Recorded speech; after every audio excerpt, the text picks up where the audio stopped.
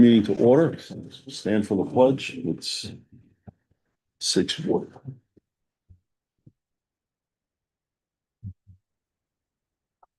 Pledge allegiance to the flag of the United States of America and to the republic for which it stands, one nation, under God, indivisible, with liberty and justice for all. All right. Let's see. Public comment, everybody signed up? Don, you can grab that list. Oh, yeah. Yeah. Good job. Seth. Harkness, 619 Bethmore Road. Do we all sign up? Okay, how's everybody doing? Good. Happy Thanksgiving, soon to be Christmas. Right. So I had Stephanie hand out 3 packets. Number 1 is the Town of Orange bid. That's the way they do their bidding. This is the way I as the town tree warden, this is the way I think bidding should be done. Packet 2, that's from Wallingford, where you worked. The price difference, if you look at the winning bid next to the bid and next in line, I call it desperation work. That's people that we really don't want working in our town. The price difference shows. Packet 3, that's what we're talking about tonight, and you know, it's pretty much what packet 2 is, and I'd rather have as the tree warden, you know, what Orange is doing. I'm just gonna read this. Tree bidding by diameter of trees doesn't really work. Ray Panalone, our past tree warden, myself as the standing tree warden, and every company I've spoken with in this town do not see how this can work. Riley, Rawson, Out on the Limb, Ronnie's, etc. They do not agree with this. The bid also is for tree removal, not pruning. To maintain a tree, which is pruning, in the state of Connecticut, you must have an arborist license. Right now, our emergency tree crew located 45 minutes away does not have an arborist license. Therefore, if tonight ends up being what it may be, and branches are breaking and they're falling in the road, they will be removed, nubs will remain because no one can legally prune the trees. The bid that is enclosed in the paperwork Stephanie is handing out, or has handed out, I'm sorry, has the Bethany bid with a section called exceptions. I believe I'm the only one that filled that out. This would include extra manpower, extra equipment, like an excavator, a skid steer, mini skid steer, several pieces of equipment. No one, I don't think, put in any prices on that. There was no cost to what the exceptions would be, so I believe that the tree bidding process is not complete. I'm not sure who is going to measure the trees, being the tree warden, I would imagine that would be me. That would have to go out and measure the circumference and then times it or divide by pi, and that's a lot more work. The current Bethany tree bid goes by diameter, which is enclosed in this from the Wallingford packet. You can look at the difference from the winning bid and the next person in line. I call it a desperation for work packet. I really don't think this is good here. Sal, I'm not blaming you. I'm not saying anything is like, I think it's just something that maybe worked in Wallingford, but we're a different town and we have different trees. This town is loaded with trees and it's not the same process. Who gets 90% of the phone calls about trees in Bethany? I'd say that would be myself and probably Tony Sherleglio. I'm sure Don gets quite a few himself. I myself, or we have a list of people with hazardous trees that are still standing. This process is extremely timely and it's dangerous. It wastes a lot of people's time, including employees. Paulo, our emergency tree crew is 45 minutes away, near UNH College. I'm not sure on a night like tonight, if we start dropping trees, branches, and it's illegal to clear state or municipal Seth, I roads. just wanted to let you know that your 3 minutes are up, so if you can wrap it up, it would be great. Bob, Britton. Yep. I mean this with all due respect. I'm asking you to make a common sense decision and not a political decision that will last 3 years. Trees are all different shapes and sizes. They have different targets like fences, lights, sidewalks, and traffic. I'd like you guys just to make a good decision on this. Sal, I respect you. But the tree warden of the town, and this is, I believe we should go the same way with the way Orange goes with their tree bidding. I disagree with the bidding process that we have that's going on right now, and I may have won the bid. I don't even know. Okay, Thank you. all right. Is there anyone else on the list? Nobody else on the list? Anybody online? Online too. There's public comment. I want to know it, because It she. says, Like she's. James got his hand up. What's that? James got his hand up to speak. okay, and then there's a written comment, I don't know if you want to read that. And then left. Okay, and there was, Was, what you said, so that sounded like if you're not an arborist. Then, so if you're not an arborist. In the state of Connecticut, Yeah. you can't maintain a tree without an arborist license, so you can't prune, Pruning. no, prune, cable, brace, spray, any of that stuff. Municipalities can do that themselves. But to hire someone in, you need to be a licensed arborist to actually prune trees. So the town could either leave a tree and take out a tree, but not really maintain it. Yes, so right now we have a tree removal packet. So we'd have to have a separate packet to prune. Thank okay, we got Jamie Sterling, he's. We Can you hear me okay? Yes, Great. I just wanted to take a moment to thank Gina and Bob, especially, and Sal for you as well, our selectmen, but especially Gina and Bob for serving these tumultuous couple of years. It's public service is an important element in our democracy, and I just think it's important to take a moment to thank you for your service. Thank you. Thank you. Thanks, Jamie. anybody else online? No? All right. We have a comment from Catherine Erickson, 91 Sperry Road. It says that yesterday's Board of Finance meeting, the board passed a resolution identifying the funding source for the Pullman and Comley settlement and recommended that the Board of Selectmen forward this matter to a town meeting. I respectfully request that the Board of Selectmen include this item on this evening's agenda for discussion and possible action. Yeah.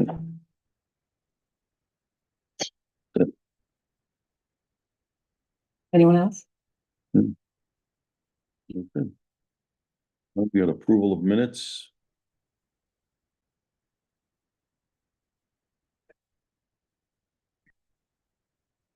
November 5th regular meeting. November 17th special meeting. I'll move approval of the November 5th regular meeting minutes. I just want to say, my name is misspelled in a few different places and a variety of spellings, so maybe if we can do like a control find and. I know it's at number 16, 18. And I think there's a few others. It's spelled right, correctly a couple times too. I think if you look at, Yeah, even in the beginning under. yeah. If you look at, item 2 for public comment, I think there was a person missing. I don't know if I'm mispronouncing his name, but didn't, Bill Riga? Well, did he speak? I think he spoke.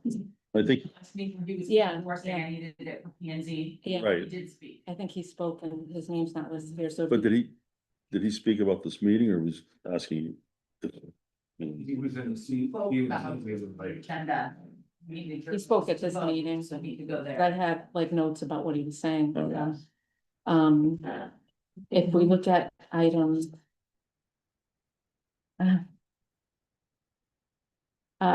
Item 14, I was just wanting to know if we were gonna get the names of the people who, expressed interest in the ethics committee.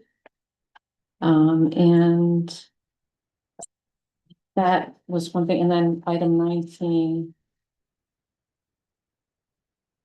there's someone missing from public comment, the young woman named Tori who spoke eloquently. I think we should add her to the list too. She also had a question that, maybe the next administration could answer. I thought it was a good question. She thought it would be nice, for a child to fit in as a like voting. Yeah.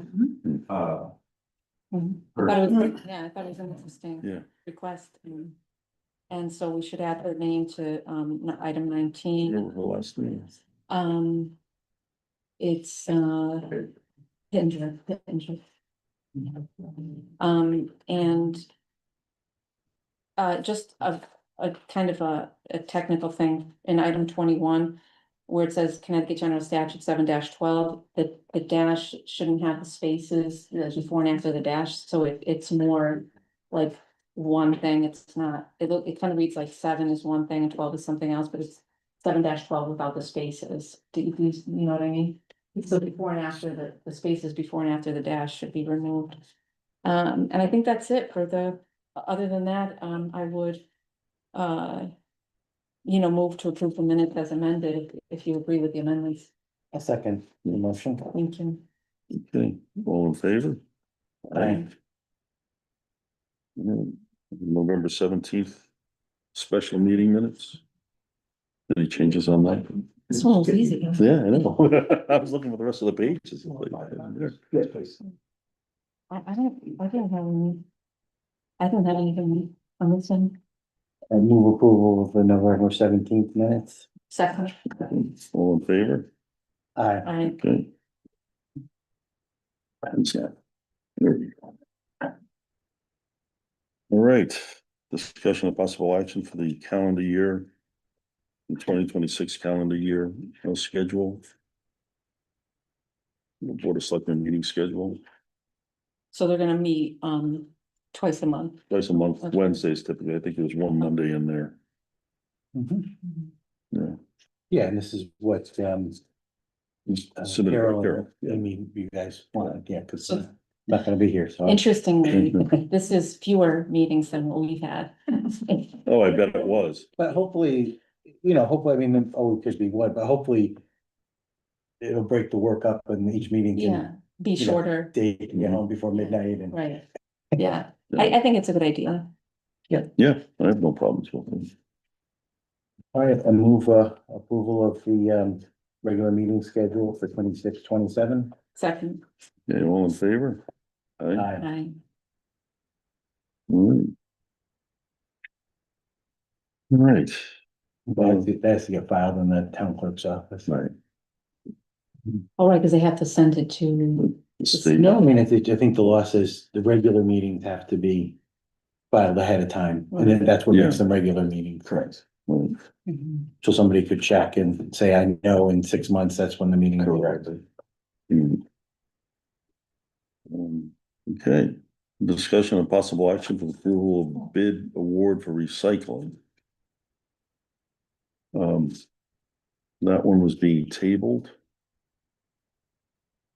I- Where's Don? Don went to print out that and then, Oh, we got it? yes. you can do that. Did you have something to report on it? Should we wait for him? Yeah, they, He yeah, asked if you could skip his. they're still evaluating and going through the process to see how they want to go. I don't know, is there an update from the last meeting? I haven't talked to anyone about this, and I think the last month when we talked about this, I just had a concern that there was a gap in communication between, the bid process and the people who've actually worked on this in town, so is there any update on that?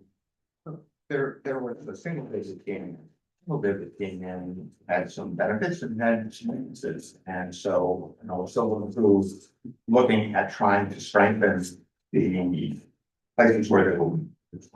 Don has talked with All American.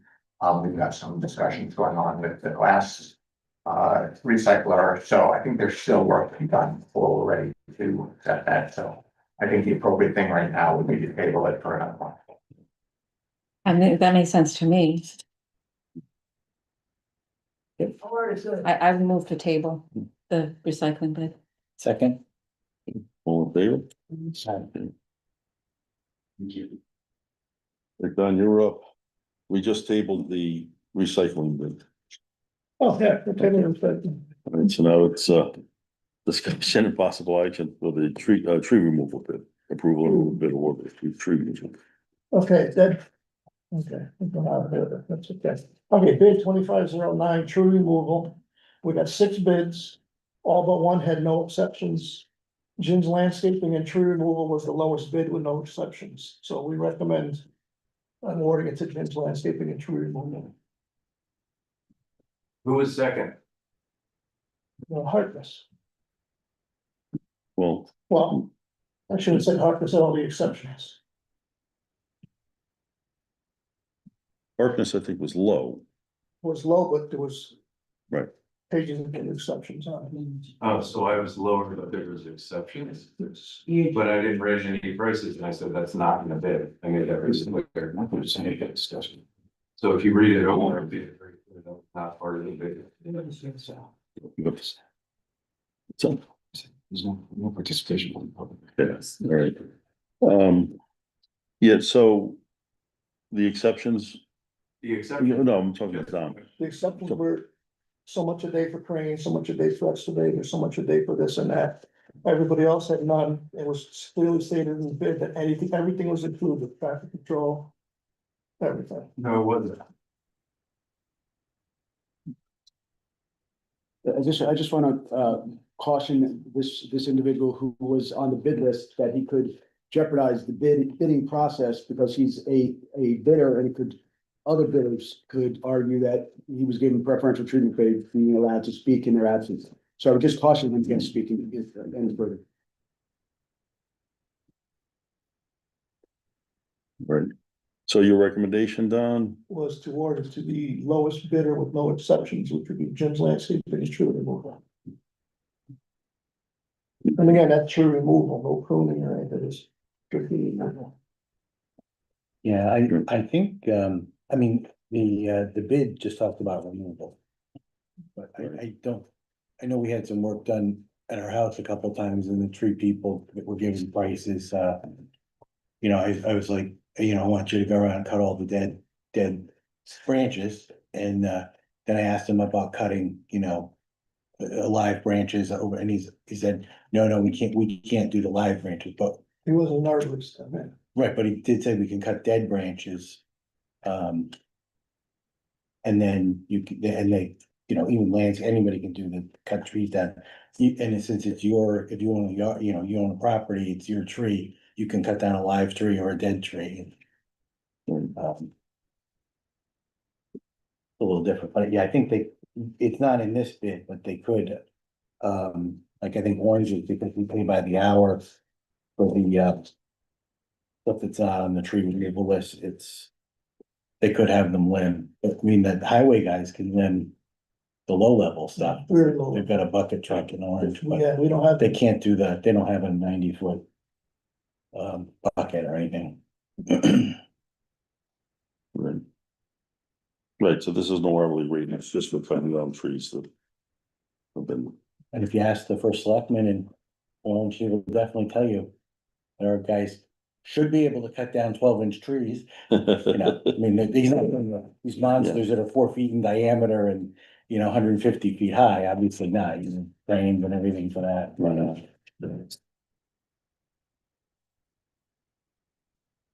I think 12 inches is about all I would touch in my yard, and that's if it can't hit my house or anything. Right, or a power line. Yeah. Yeah. It just falls in the woods. Okay. I'm okay with the recommendation. I know there's a lot of exceptions listed that appear to be appear to be saying, I'm gonna charge you more for other things. And, I think in the standard bid language, if any of these contracts don't work out, you can terminate the contract Yeah. with notice. Yes.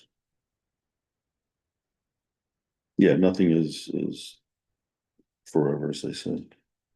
So, yeah, I kind of didn't understand, because like Orange does this thing with the hourly, and they would definitely be available for tornado or a hurricane or something, but Right. I thought that's what the last bid was. We had a list and then. Well, the last bid was strictly declared emergency. tornado. Okay, yeah, I didn't understand it that way. So chances are, unless there's a big emergency, that company's not gonna ever be Unless this is called. declared emergency. We get an ice storm tonight. Unless somebody declares it for selecting governor and whatever, then it's, we did that because FEMA demanded that. If we had declared an emergency without a emergency treatment in place, we would not get refunded. We So would not Orange get already has reimbursed. the bid. Yeah, we already have a bid. It's. And we did get reimbursed for, See, it cost us money. Yes, yes, To try to have for one in place SIS. last, the first tornado, whatever it was. well, hopefully we won't get any more. Right. Storms like that. We probably will. Probably. Okay, we have a motion or, Yeah, I move approval of the recommended lowest responsive bidder, Jim's Landscaping and Tree Removal for the. So I was the lowest, but I asked questions on the exceptions. I didn't write, I wrote very specifically that this was not part of the bid. And you guys can all read that. I wrote, this is not a part of the bid, this is. okay, but the bid falls for it to be part of the bid. No, but I asked questions because no one else did. That's my point, like, no one said, okay, what if we need an excavator? There, you didn't specifically write anything about that, so I won the bid. But you're telling me because I asked questions but didn't put prices, that I don't win the bid because I asked questions? Traffic control, No, is that included in your bid? yes, Yes. That's- order. Okay, then we can't have this discussion now, but that is a Yeah. good point. I'll call my lawyer. Okay. You know, you're not gonna be here for very long. Okay. All right.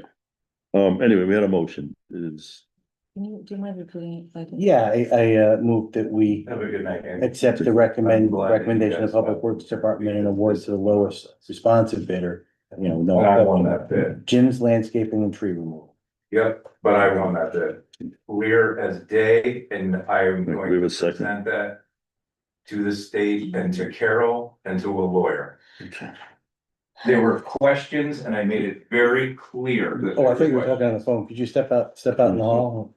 questions. Yep, bye, Bob. So these bids are there would be contracts for 2 years?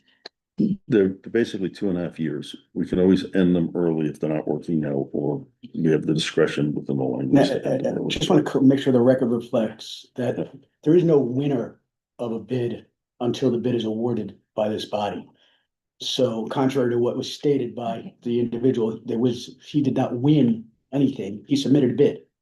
Right. And it was not the bid that was the lowest recommended bid that's in the best interest of the town, according to your Department of Public Works.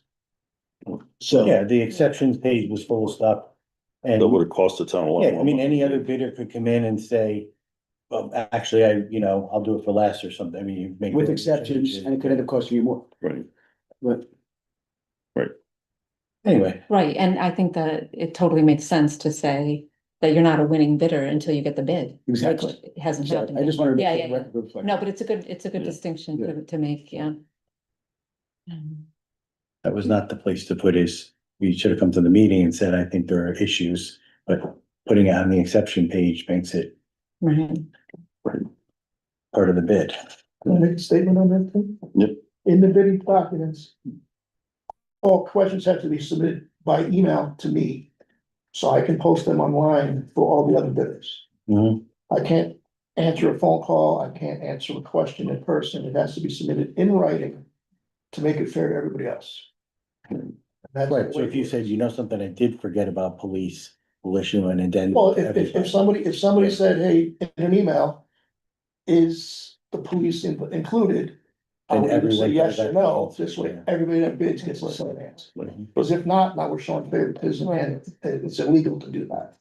and the bid clearly states that traffic control has to be included, all equipment, whether you need a crane or whatever, has to be included in the price. It clearly states everything has to be gone. Gina, did you second that? I didn't yet, but, I'll second your motion. Okay, Or is there any other Any- discussion? I've been discussing it in between the motion. right. Well, I'm good with it. I don't know. You know, so, all in Should favor? we vote? Yeah, Yeah. yes. Aye. Yeah, if, I'm aware other towns use the diameter, Orange doesn't, but, I know it's, other towns do and they seem to like it, but try it out. If it doesn't work, just Right. end the contract. Right, I mean, you know, and I know, again, I'll go back to Wallingford, they've been doing this for decades. And it's nice to have a company that's basically on call. So if you need a tree taken down, you don't have to wait for the bidding process, you don't need to get 3 quotes, you don't need to compile a list of trees, and it can take 3 to 4 months to go through everything before you can get trees taken down. Anyway. Okay, we voted. Yes. Okay, I lost track. All right, discussion of possible action for approval of bid award for catch basins. Catch basins, okay. Bid number 25-11, catch basin cleaning. We received 3 bids. The lowest bidder was W.R. Grieger from Bethany.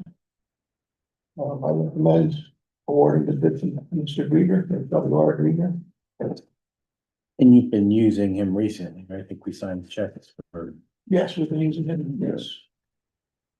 We were going by the state bid price, and we actually got a lower price doing this. Good to know. So are all these bids tonight, are they all 2.5 years? Yeah, 2.5 with an option of, I believe, an option of 2. there's options for renewals if you guys want. If everybody's happy, you want to renew, you can. At the 3rd year price. Okay. So if they want to continue year 4, year 5 at year 3 price. There's no increase in price. No, it's for the extension. If you got, if the board of selectmen is happy with it, if they're not, then we just don't do it, but it's not. And It's a is it be mutual, like, Yes, mutual agreement. so if the contractor says, I'm willing to hold the price and And the the board board of says. selectmen says, fine, then we do it. And are all of these bids that we're talking about tonight have, the option to terminate? yes. Yeah. Does it have to be for a cause? No, it could be for cause, it could be for convenience. It's 30 days. 30 days in August. Okay, all right, It should be in here, because half the companies put the whole bid package in the, Yeah, yeah, they're returned. yeah, that was my understanding, I just wanted to. Right. Yeah, right. All bids that we do have that language. okay. So. Okay, that was catch basin cleaning. We have a motion. I'll move to, award the bid to the recommended, bidder. Okay, we have a second. Second, Okay, any discussion, any further discussion? just the recommended was W.R. Grieger Right, excavation. okay, all in favor? Aye. Okay. Number 8, the discussion of possible action for the approval for the bid award for excavation services. Okay, bid number 25-12, which is excavation work, which anything that's the town public works would need as far as excavation and rolling and digging and whatever. We had 2 bids, one was a complete bid, the other one was not a complete bid. And again, W.R. Grieger was the low bidder on that. So we recommend that Mr. Grieger and W.R. Grieger would get that bid. Were they the, complete bid? Yes, Okay, Yeah, they were the low bidder on every item asked for, but NJM was lower on the items that they were agreeing to supply. Would that be any benefit to you to award to both? I'm not sure we can. The only stipulation that we talked about was if Grieger cannot. Say he gets busier, we get real busy, and he cannot complete a task that we ask him. Mhm. That it would go to the next low bidder. At Grieger's price. And he agreed to that. Yeah, it was structured as a bid to award initially to one company. Because you can theoretically, you can have one machine from one company, another machine from another company Oh, no, operating no, on no, the same no. project, From that. right? So it's, Yeah, I assumed NJM just doesn't own all of the pieces of equipment. You know, like they don't own a payloader or something like Right, so that. that's, yeah. But, we thought, maybe he could have rented one, but I guess. True, right, that's true, yeah. Yeah, I'm fine with it, I just didn't know if it was any help, I feel like sometimes we have projects that don't need all the things and you, Right. but if the preference is one contractor. If that's what they think. Well, the way the bidding rules work, the laws work, that the low bidder gets, or the bidder gets preferential treatment. If he can't man it, then we can award it to somebody else. We can award that project with the bidder's permission. Yeah, if he's tied up on another project and he can't get to something for us, then. Yeah, or if we're doing 6 roads in June and we have to, Right, and again, all the bids, are non-exclusive, so. We can contract with whoever we want. Hmm. In addition to this. Okay. I don't have anything. Okay, so do we have a motion on that? My turn.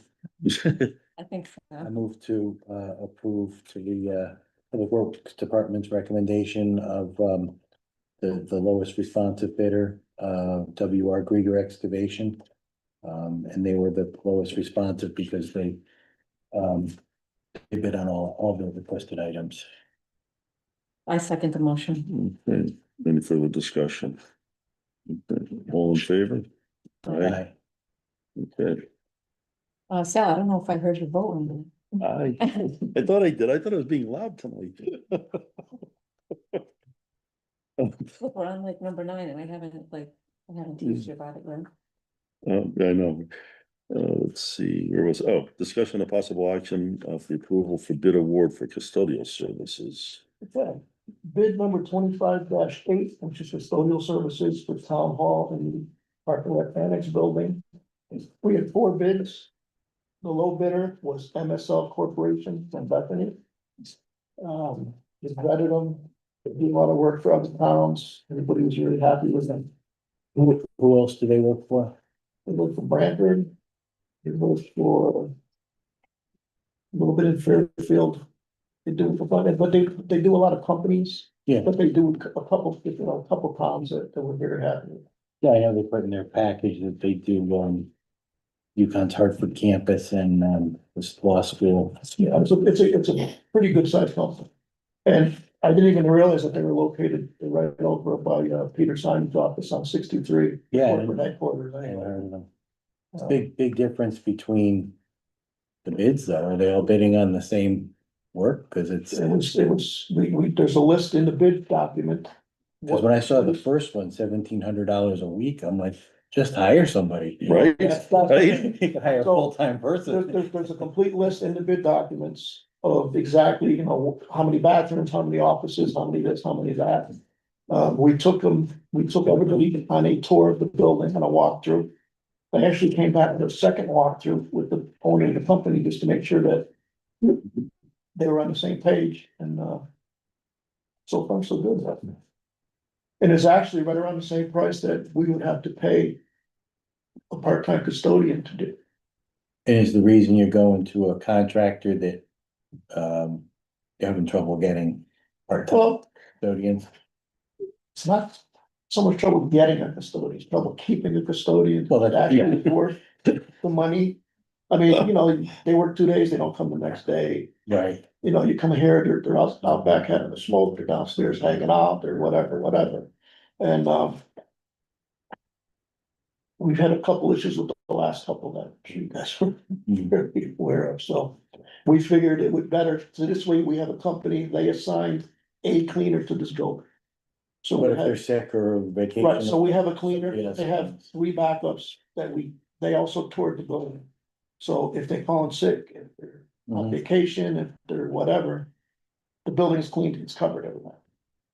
Well, let me know how they do. Cause, Orange is always looking, well, the schools look. you know what happens is the contracted cleaners, they usually start off good and then pretty soon you're like, I think they're just washing the bathrooms and emptying the trash and kind of skipping out of the building, whatever you put in your specs kind of doesn't matter unless you call them on it. Right, So, yeah, let me know how you make out with them. and again, it's a 2.5 year bid, maybe a 5 year bid, but if it doesn't work out in a month, we say get out. and find There's somebody plenty else. of other companies, yeah. Yep. Yeah, or go back to hiring the I'll person. go back and hire. This actually saves us money because now we're not doing any kind of FICA or any kind of matching, you know. So is this service that, like, if we're renting space in the building, are they around to open and close the building or They will be here from 5 to 9 at night, on Monday through Friday? on Monday through Friday, and they are instructed to unlock the front door if the meeting, if there's a meeting scheduled, as far as things like a Saturday or setting up things like that. They gave us a price, I believe it was $30 an hour, Yeah, we got an hourly rate. and they will do that. They will come in and, you know, send people in to set up and clean up or whatever. Mhm. Our other custodian, Chris, does that already. You know, if he sets up for the town meetings, he sets up for certain events, whatever. So what about on Sundays, if the building is rented to groups, who's gonna be here for that? We'll have to have either hire these people or have Chris do it, or Okay, right now we have the church on Sundays and I'm the one that has to get up and unlock. But they're supposed to be here from 5 to 9, not just as soon as I do the things on the list, I can leave. Right, Okay. So they're also, it's a combination well, of 5 to 9 or was it 4 to 8? It's 4, I'm sorry, it's 4 4 hours, hours, yeah, 4 hours. And they know that they can't go over to the annex till 6:30. right. So So they'll be they'll be around, here till yeah. whatever, there for an hour and then back here for the remainder of the day. so it's part of it, not just you need to clean these things. But also be here those hours to make sure the building's open for people coming in for evening meetings and things like that. and it's MSL, right? And that's, Okay, Then you'll be overseeing the town. probably, yeah.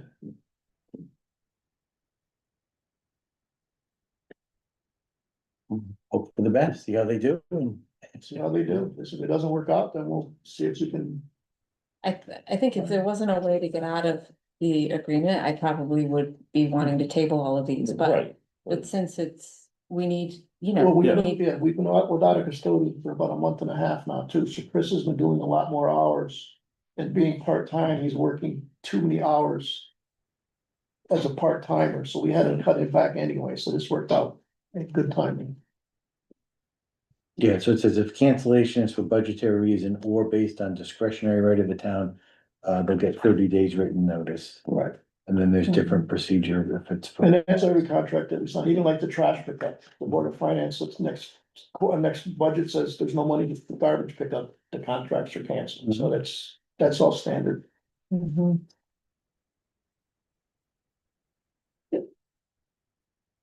I'm gonna make a motion to accept the low bid and Don's recommendation of MSL Corporate Services LLC. second motion. All right, all in favor? Aye.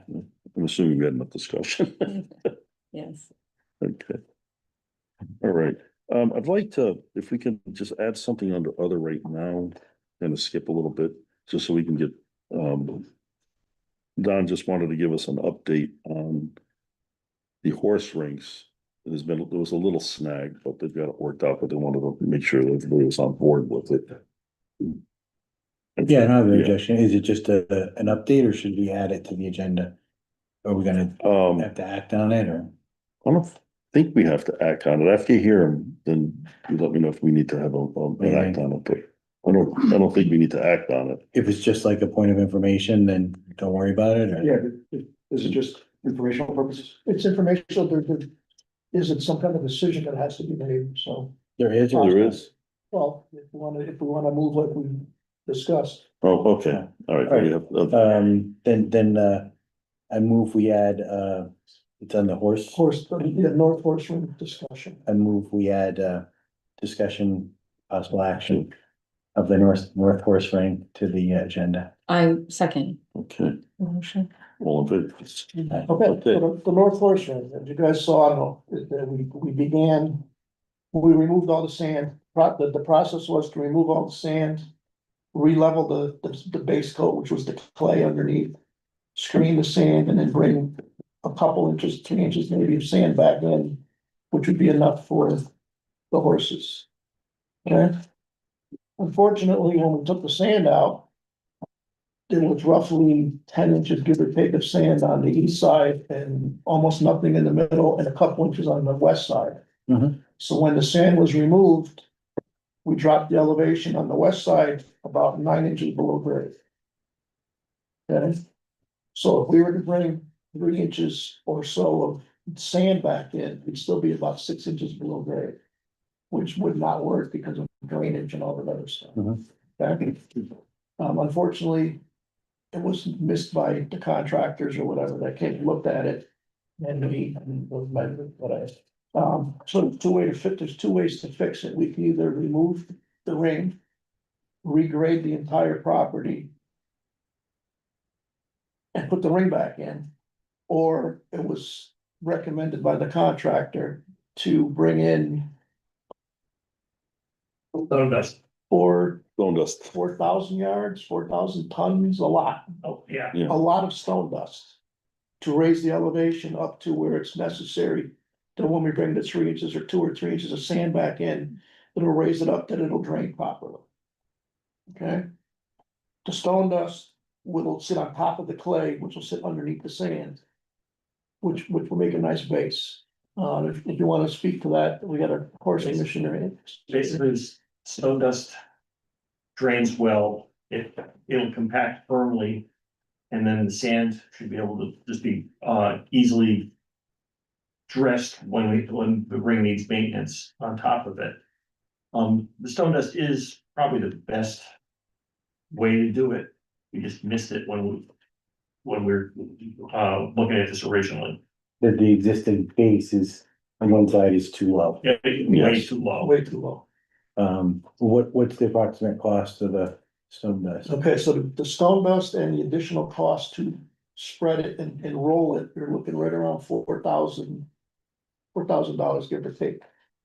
But the ring can stay there. Yes. Yeah. We don't have to remove the wood, it's still, the only difference is we're bringing in 4,000 ton, 500, I don't know, a lot of stone dust. Okay, That's not a killer amount. no, Yeah. now, so the thing we can do, because you guys did award us $18,500.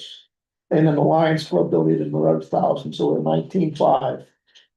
Without incurring an additional cost to the town. I recommend, or we recommend, not painting the south ring, because the south ring was involved in the original proposal. It was $4,000 to paint the south ring, $4,000 to paint the north ring, and then 8,500 for the gentleman, whatever it is. So if we do not at this time paint the south ring, there's enough money to complete the north ring to standard to what it should be. And then hopefully we can get volunteers or whatever. My guys can power wash the south ring, and then the Lions or the Pony Club used to paint it. Maybe we can get them, the horse people involved to actually paint it. It's not gonna come out, the north ring is professionally done. The south ring is gonna be done by really good volunteers. So And the only thing that we were doing to the south ring was painting it. let's paint it. We're doing nothing to the surface. We're just gonna power wash and paint. I mean, that's very creative. Yeah. Can I just ask Sally, Yeah. do you have something you wanna add? I just wanna know what that brings the total to. It's right around 19,000. It was, the total It's the stayed the same same price, it's just instead of 4,000 on the south ring, it's gonna be 4,000 to on the north ring. repair the north ring. To finish the repair of the north. That's why I was saying it's creative, Yeah. because it's shifting the project around a little bit so that the amount the town spends stays around the same. Stays around the same. And just, We can't it see- just won't be the We can't south see ring. asking for Right, the 4,000. project is just changing a little bit. Yeah, from what we yeah. did. I mean, it's like construction stuff happens, I mean, you start digging and all of a sudden you run into things. Yeah, I mean, that's what happens with any project, right? I mean, I think it's a creative proposal. Yeah. Because you can always paint the south ring later. Right. Someone had a question online. They're asking if Don had a 2K buffer in his estimate request. You know what? $2,000 buffer. $2,000 buffer. $1,000 buffer now. I don't think so. It Is was, that on In the, the original request, I think he did. well, it was 85 plus 8 was 16,500, 17,500. Yeah, right, we had the buffer in there. 17.5, we threw another 1,000, you guys put another 1,000 in, and then the Lions donated 1,000, so yeah, it's a $2,000 buffer. Yes. So and again, this will be So, right around the same, so, but they're guessing at the right, 400, whatever. the ton. Yeah. it can't be 4,000. It might be a little more, it might be. Unless 400 unless you can Well, it's- buy it and spread it for $1. Right, exactly. It's $10 a ton, so say, what's that, Okay, 400? 400 tons. So it might go 375, it might go 425, depending what it needs to bring it up to level. And then you may, I don't know, but you may have money left over that you can use for paint. Hmm. And then if we can get volunteers to do the paint for the south side. You might be able to still finagle that. Like I said, they used to volunteer every year, the rooms were painted, but that's gotta be 20 years ago that they, Our kids did it. yeah. Yeah, So. The scope is just changing slightly, so. Right, so the total cost is gonna be at or around or right around lower where- than 19.5, right? right around where it is. Okay. And then we did discuss, I know I was at the last meeting when you guys discussed this, we did discuss, if you guys wanted maintenance, whatever on the ring afterwards. So we discussed having, possibly buying a fairly inexpensive screener. Which is nothing but a dragger, whatever they call it. And putting it in the rental agreement that when you're done, use our dragger. Put the ring back the way you found it, we want it nice and level when you leave. Cause it's not fair that, we rent it out for whatever, and then they tear it up and leave. Yeah, how much does a dragger cost? We haven't gotten an estimate yet, but they're not, the ones we're looking at are not crazy. Yeah. Yeah, it's, But you probably even make one. It's hundreds versus thousands, it's not Right. thousands of dollars, it's not, Basically, it's a chain link fence with a little. Little scarefers, on there, they drag it in. And it's only fair for everybody else, if Right. you wanna use the ring, you don't want, we tear it up and then you gotta clean it before you use it. Right. Right. Amy, do you want something? Well, I just have a question, because in the original estimate, it included the painting of the south ring as well in that. So just my question is, does that have to change that original estimate? Because if we say, hold off and do that later, but it's a part of that original, No, you're no, adding more money that it then would exceed the $20,000 threshold for a town meeting. So No, the the- original one just need to exclude. Well, no, the This is estimate it. that we got from Jim York, the painter, that's our Mhm. contracted painter, Mhm. was $4,000 per ring. So we can just say, just do the north, don't do the south, it's not $8,000 and then rebid it if we change our mind. The proposal's 4,000 for the north ring, or 4,000 for the south ring. I hear that, I'm just wondering if it makes sense to get a cleaner proposal that actually just says, it's this amount for only this, so that it's Well, not conflated come next year and somebody says, No, we I want more money. I than can do this that, but ring, like I it's said, already- I can go downstairs and get it, it's definitely states 4,000 for this one, 4,000 for that. So But the Amy, are original you doesn't saying, say are leveling. you saying that? No, she's talking just the painting. Just the painting of the rings. Amy, are you concerned that, the contractor could say, oh, I'm painting both rings? No, what I'm concerned about is we shift and do this, because that seems to be what's needed, fine, and then next year budget, they're like, okay, now we need to pay another 4,000 to do the south ring. Right. But the south ring was already listed on the first estimate, so if that's considered one thing, that exceeds the $20,000 threshold, we have to have a town meeting to approve that fund versus the board of selectmen. The $20,000 threshold is per year. So. Per project, per project. is what Project. board of finance. For appropriation. So I'm just saying, let's clean it up so I that can it go down, looks. if you want, I go down and get the contract from the proposal, it's not even the signed contract yet, the proposal from the painter was 4,000 for this ring, 4,000 for that. So we could choose either or both. I mean, you get what I'm saying? I like the idea of having the clean documents. Well, I because can- you I can have- You don't know. Just remove that, say Yeah. before the stone does, and just like, so that it doesn't, we have an issue next year and you can't do it because now we're doing this other stuff. Right, and people aren't gonna Right, remember what happened, right? yeah. I think it's a good idea. Why isn't it signed if they're already doing work? No.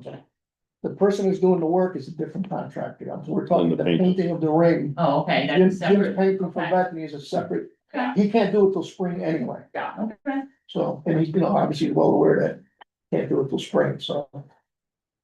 I just don't wanna incur an extra $3,000 for a Oh, town no, meeting. no, no, if We no, don't no, need no, to no, do that, it's, to clean it up. All right, so, I move we approve the, modified scope of work to use some or all of the funds allocated for painting with the, south, ring to, fence to the, additional stone dust needed in the north ring. I second the motion. Okay, Whatever I said, yeah. all in favor? Aye.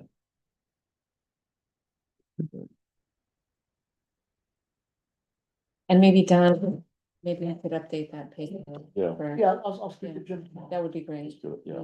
I think it's a good idea, just so that it reflects Right. what has actually happened and what we actually want to be And I done. said, it's not even, it's a proposal, it's not even a signed contract. Right, So right, it's- right. Like, we can tell them, never mind, just Yeah. don't do anything. Don't do any of it, right? Mhm.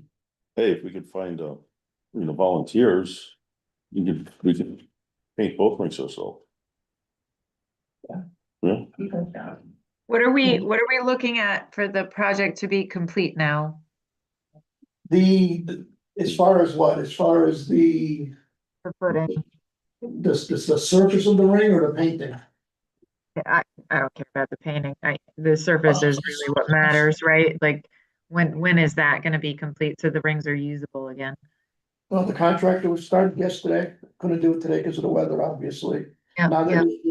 that we have the permission of the board to bring the stone dust in, tomorrow he'll finish grading the clay and I believe start the stone dust Thursday. Okay, so in the next 2 weeks, really, he'll probably be done, is what you're saying? I would think so. The sand is already sifted, so the sand is ready to go back in the ring. So now it's just a matter of bringing in 100 tons of stone dust, leveling it, rolling it, and then bringing sand back in. Okay, thank you. About 2 weeks, 3 weeks, I can't guarantee, obviously, a date depending, it's weather dependent, obviously, but and it's ready to go. So Don, when work is being done, do you have, will there be a signed agreement with people who are doing the work, or do you just? Well, there's a signed agreement with the contractor doing the work, Okay. doing the excavation and the grading and the everything else. We just don't have a signed contract for the painting because it's, Right, well, good thing we don't, Not right? till spring, right. Right, okay, well, again, it was just a proposal at this point. I don't, Okay. I wouldn't sign anything till they're ready to go. right, yeah, sounds good. yeah, we don't sign any contracts unless the funding is in place, so. Right. yeah. Sounds good, Yeah. yeah. Are we Okay. done with the Did we discussion? vote on that? I think we Yeah, did. yeah, Yeah, we you did, we voted. did. Okay. I think the next thing was tax refund. Yes, They're here. Yeah, Yeah. I reviewed the list of tax refunds. You know, we looked at I it. put that in this one. I move we approve the, tax refund request submitted by the tax collector, in the amount of total amount of $2,863.20. And recommend that the list be added to the minutes. I second the motion. okay. All in favor? I, Aye. do you want these or? Yeah, I'll get a sign. Can I add one more quick thing? I know I talked about the Bob or something. Jen just pointed out that this MSL Corporation, the custodial services, Mhm. they already submitted, and we already had background checks and fingerprints done on the 3 or 4 custodians that would be working in the building. Okay, good information.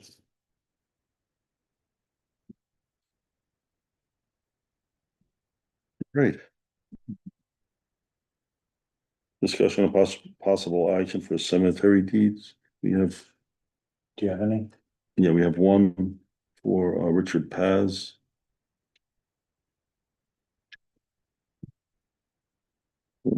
Is this it? That's it.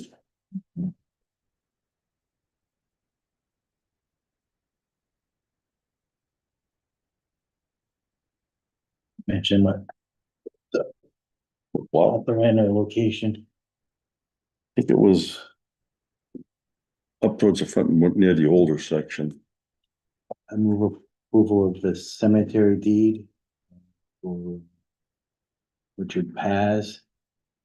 Grave number 3 in row C of section C. Second the motion. Okay, all in favor? Okay. Costed $800. A very small piece of land. I know, right? Got 4 of them. Yeah, okay. Discussion and possible action for the Pullman and Conley recommendations. Yeah, does anyone, I think the, we wanted to have this on the agenda for future meetings, just not just Park and Rec, but other things are being done. Like on records retention, I think Don just Right. mentioned, Right. it's regular practice, even if. Well, I guess this custodian could potentially the custodians could potentially come in contact with, yes. Yeah, that's why the You know, fingerprint. what are we doing for other staff besides Park and Rec? And, you know, there's a lot of criticism about records retention and personal devices and things like that. Right.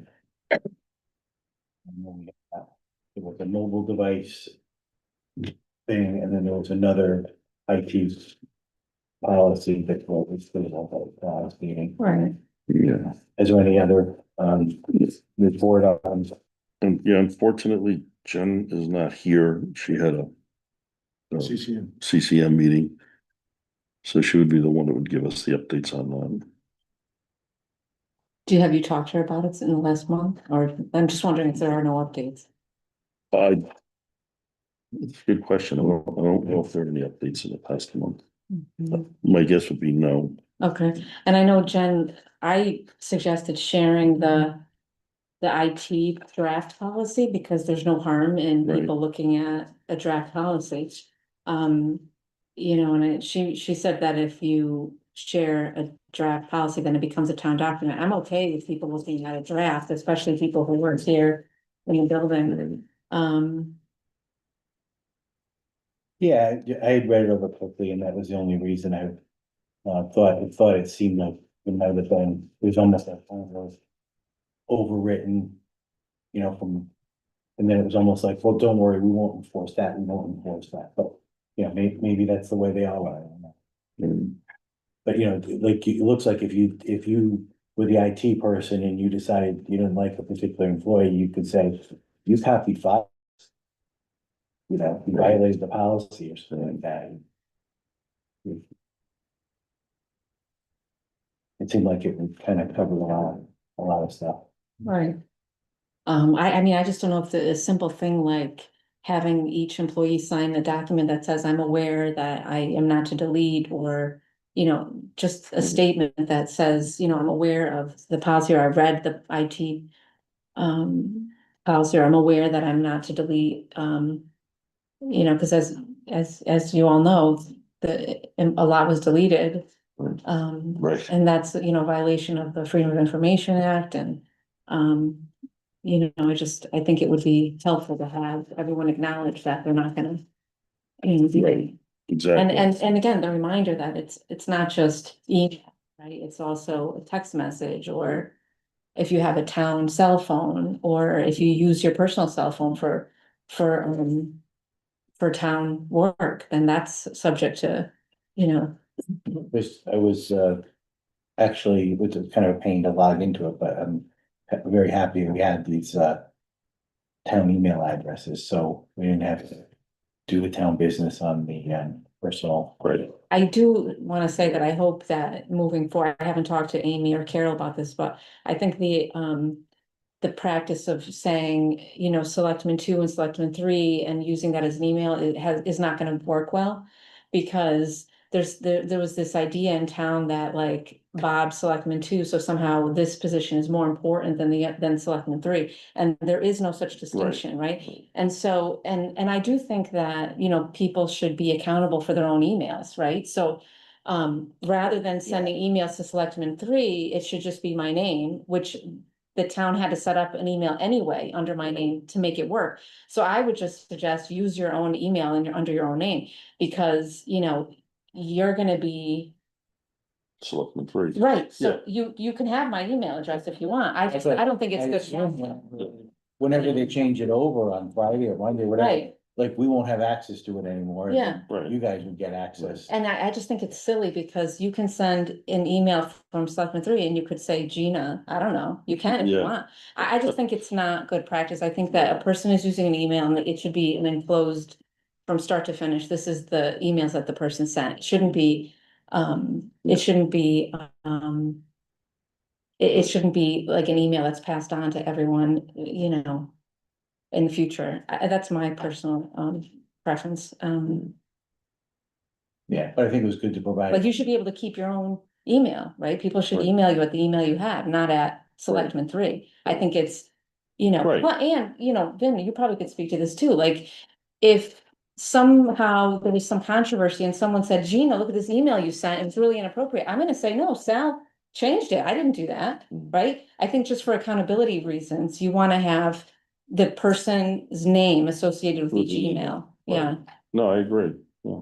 So I mean, it'll be out of our control at this point, but I'm just saying, you know.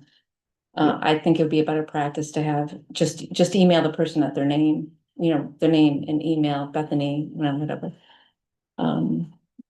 Yeah, I mean, it just made it easy because somebody did like an FOI request or something about emails, and then, I think Jen, Faso had notified us of that. And then I like called her, I was like, oh, you know, I'll have to start, you want me to send you these emails across? She's like, no, we got them already. Like, you know, they already have everything, you know, so it's like, well, okay, I don't have to, I thought I was gonna have to like copy all these emails Right. to send her, and she's like, no, I was just making you aware of it, we already have it, we already sent it to them. Mhm. Okay, good. Mhm. So, yeah, I think it should be on future agendas, just to, you know, Yeah, and Yeah. I've said this before, I think, I know you're saying it's a good idea to have like simple things. I guess you need like a big policy more for like enforcement, or you're firing somebody or something. But really to try and get compliance is you know, board and commission members and town employees like have somebody come and do training, like Right. just, you know, simple level training. Because the laws have changed. We got in trouble over what, some kind of 48-hour notice that right. it had actually changed a number of years ago. I never heard of it. Town clerk had never heard of it. There's definitely, you know, I know something, but I'm not gonna say I'm an expert on any of this stuff. Right. And things change, right? And Um, so there's definitely, you can get rid of documents. There's state statutes that say, you know, you can get rid of invoices after 7 years or whatever, Right. but you have to follow this process. And so, I mean, people just need to know those things. Right. Right. Yeah, I think the Pullman and Conley recommendations, I think that, and you know, I think that the Board of Selectmen should go through those line by line and say, I accept this, I don't accept that, or come to some understanding, because we haven't done it yet. I mean, we've had sort of a busy year. Right. But Right. I think it would be an exercise worth doing publicly, so people can say, the board looked at the document in detail and thought about it, made a decision on whether or not to accept the recommendation. I mean, we have the benefit of the report, we may as well deal with it and make decisions based on that. Decisions on what we want the town to implement and what we want to reject, maybe, I don't know. But I think it would be a good exercise to go through that document line by line, the recommendation section. No, I agree. I agree. So I'm hoping that I'll see this on the agenda. Yeah, well, yeah, it's, Talk to the first selectman. right. Okay, discussing a possible action for the gas cylinder contract update. I know we tabled this last time. I can't Yes, remember why. because there's some question about the insurance, Okay, whether that was gonna change or our insurance requirements, and to the best of my knowledge, we still haven't gotten an answer to that yet. okay. There's still some questions of whether we need a fence around this, even though it's a smaller containers or not. I think the answer was yes, or something like that, I right? know, when you said on the bigger containers, we needed. Yeah, I have, fenced in or, the insurance company was asked, they're gonna take a couple more weeks to respond. 40 towns in the state are doing this cylinders now.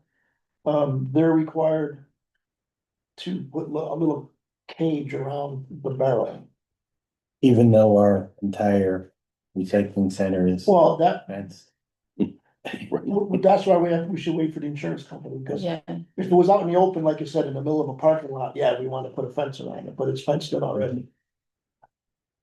The bigger tanks, if we do go that route, the 20 pound tanks, we definitely have to get a cage or a box like they use at the gas station. Okay, But the smaller ones, from talking to the woman that spearheaded the program to us, they would just provide a blue plastic barrel with a lid on it right. and put it in recycling. Yeah, In a that's- fenced in area of recycling. That was a crazy thing. They had this, it's like, they had their attorney write the contract, like, so you guys are providing the barrel and you're picking it up.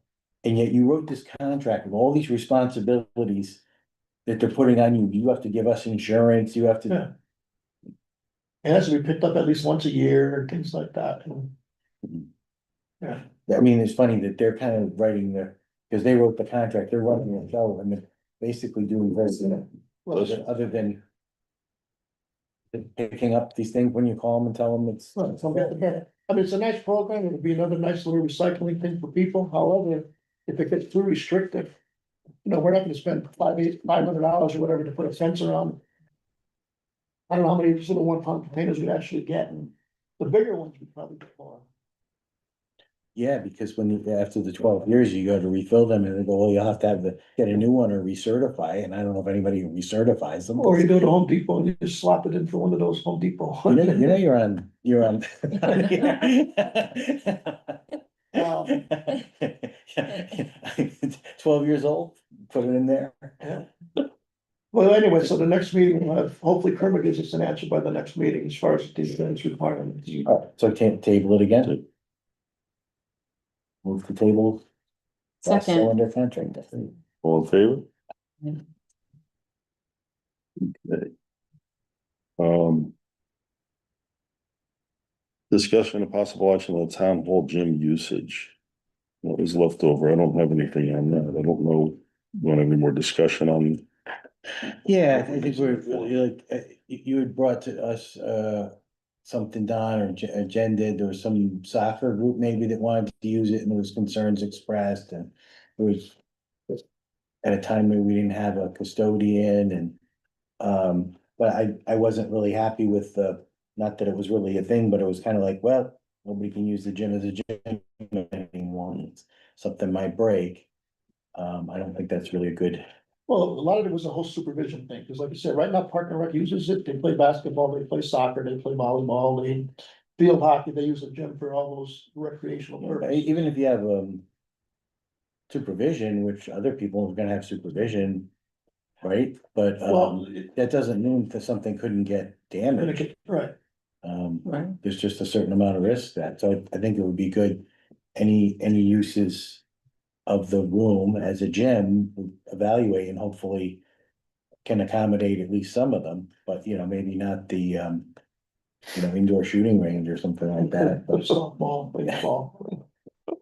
yeah, but I think like in the, when you had to stay inside in gym in school, they had some kind of rubber ball thing or something that was, I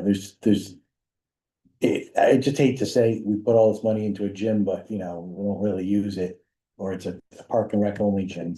right, And it's mostly a town meeting room. For once a year or twice a year. right, and maybe something could be done with like letting people know who are going to use the gym, where the, the stuff is and or just asking people to be cautious with that, or. There's a certain amount of risk park and rec people are gonna break something, if Right. there's things that are breakable in there. Yeah. Well, so the main thing would be supervision. We'd have to say soccer people want to come in, whatever. We'd have to have a town hall employee, I would think, there basically the whole time to watch it in case something happens. We couldn't leave it up to a custodian to come in it when it's over and say, oh, that looks broken and you must have did it. So. Well, there might be organizations that are gonna say, well, we have adult supervision, we have coaches and. I don't really know how fragile the room is now. Well, there's quite a bit of money worth of hardware in there now. There's. you know, Fall panels somebody with brought solid up touch. that the town voted. Yes, you know, when there was this Rosa DeLauro grant, it was, and one of the many items was brought up that people had complaints about, sound quality for people who are not there, you know, for at home, and as well as people who are hard of hearing, and it was addressed by, there was never a vote on, and let's not allow gym usage of the room anymore. So I don't think it should just be, just happen that way, you know? It does seem strange because if there's stuff on the ceiling that's really expensive to replace, then it seems like it should be all or nothing, right? Because Park and Rec kids could Right. damage the ceiling as well, even if there is supervision. And so if the stuff is so expensive that we don't want to allow the soccer group, I just don't, like, I agree with Bob. It should be either it's too dangerous and we shouldn't have it, or we should let other groups go in there as well. Well, with proper supervision, absolutely. Yeah. And insurance. Or you And limit the Yeah, activity. definitely. You could do all those things. Yeah. Yeah. I mean, maybe put a camera in the room. I mean, maybe you already have cameras in the room, but, you know, that way, I mean, not that you know, just, but if like, yeah, the cam, or whatever, your projector's on the floor broken, you go back and you review, like, what happened last night, who was in, you know, if that's a cheaper way to handle it than pay people hourly to come in and watch, you know, I just hate to have a gym that you can't use as a gym, because you can use the community school, you can use the middle school, and they're used for other things. They must have lights and things like that in there that are things that are potentially breakable. It was just a discussion, yeah, nothing, Right. no action. Yeah. Okay. So I guess any future request to use the gym by non-park and rec would have just have to be looked at on an ad hoc basis. And get all the details about what's your level of supervision and what Right. kind of sport are you playing, what kind of equipment you're using, and then, you know, it's like any other kind of thing, you evaluate the risk and. So would that be a board of selectmen next time, or would? Well, I think just staff, Vinnie's done and staff would look at it first and Okay. then, recommend to. I guess, yeah, and then maybe a policy would kind of evolve over time, and then it wouldn't have to come here every time. Yeah. Yeah, it'd be nice if we can develop a policy for that. Make it a lot easier to Yeah, answer questions for people. okay. Discussion of possible action on town copiers. You put it on the agenda. Yeah. What do you want to looking at say? me like I'm supposed to speak? I No. don't know what. No, I'm just looking. Sounds exciting. Yeah, right. So our copier contract is ending in March. So we went out and, we got a proposal from a company called UBO.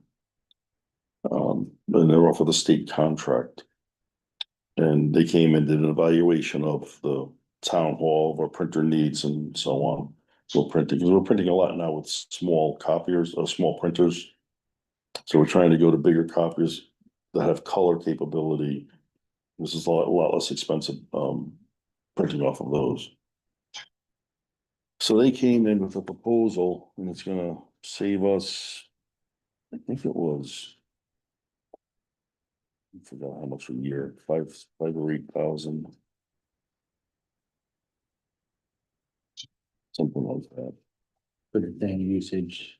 Yeah, what it is, they built in what we're printing now, the number of copies into the base price. And then anything over that, I think we pay, 0.05 cents a page or half a penny a page for black and 5 cents a page for color. So we reviewed it with everybody and, they wanted to move ahead with that. With that copier concept. Okay, and it's cheaper than what we're doing. Yes. Do you know about, do you remember as the savings, you said 5 or 8? Hold on, let me find it. It's in it.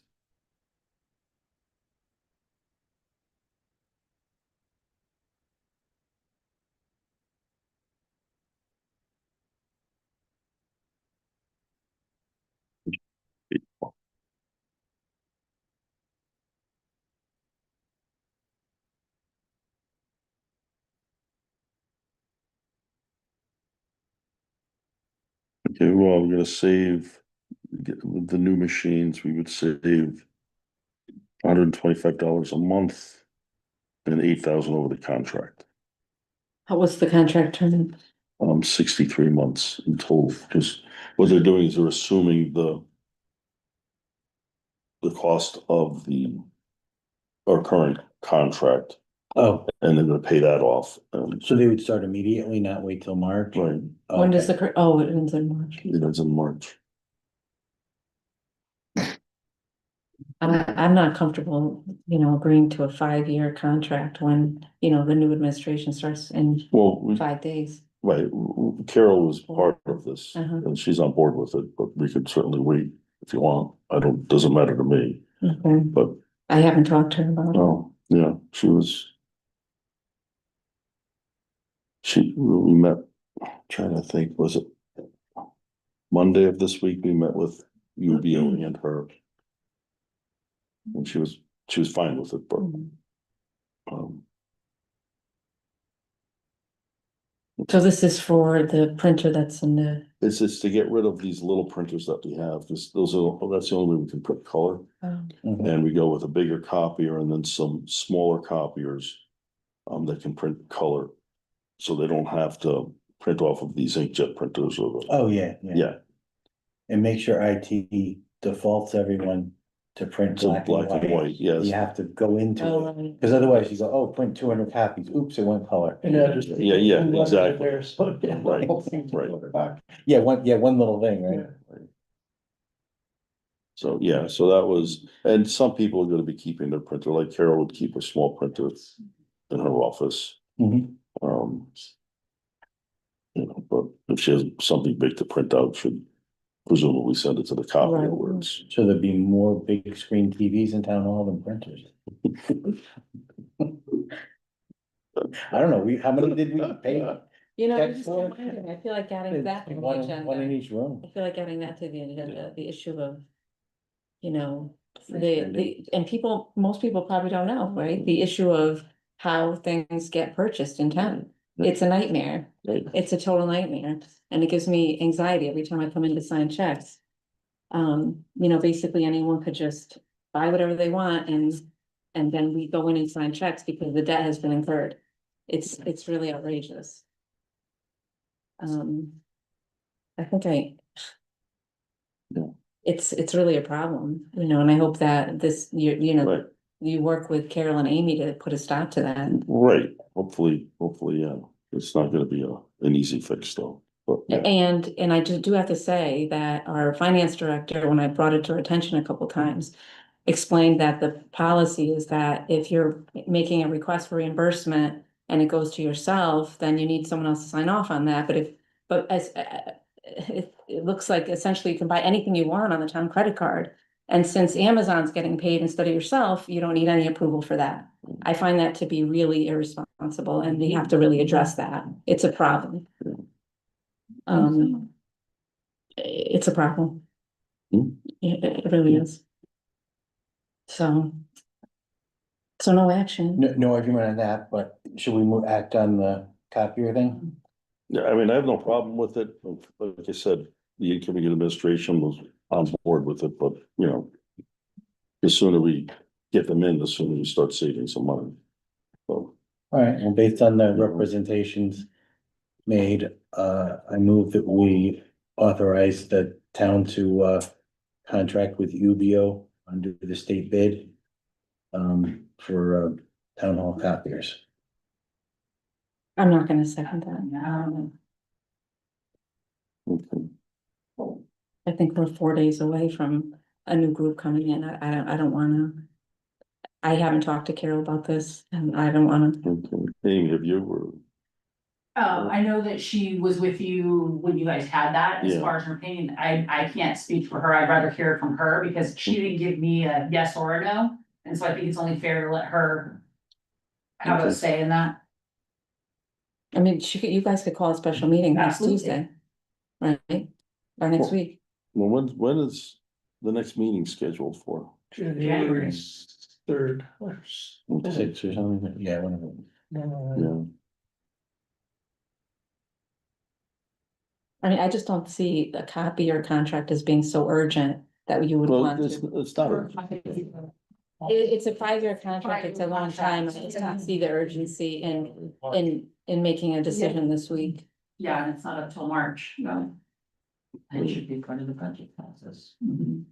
Don't second it, or don't second it and we'll. well, I mean, if she's uncomfortable, I'm not, I mean, it's, again, it's not urgent. So, All right, I withdraw my motion and move the table. Thank you.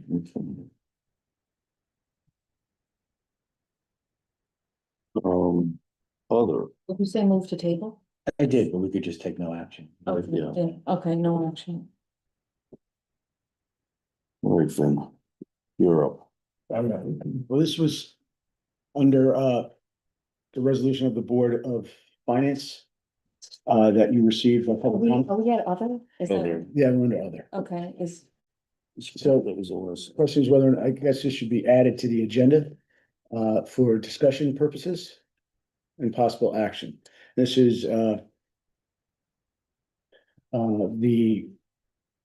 referral of the Board of Finance to the Board of Selectmen to schedule a town meeting based upon their recommendation.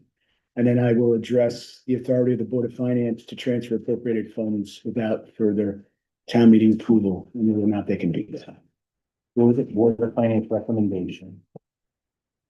It's, so to add to the agenda, the resolution of the Board of Finance to the Board of Selectmen to schedule a special town meeting for the purposes of transferring the monies related to the resolution of the. can I just read the resolution? Please So do. I was at the meeting last night.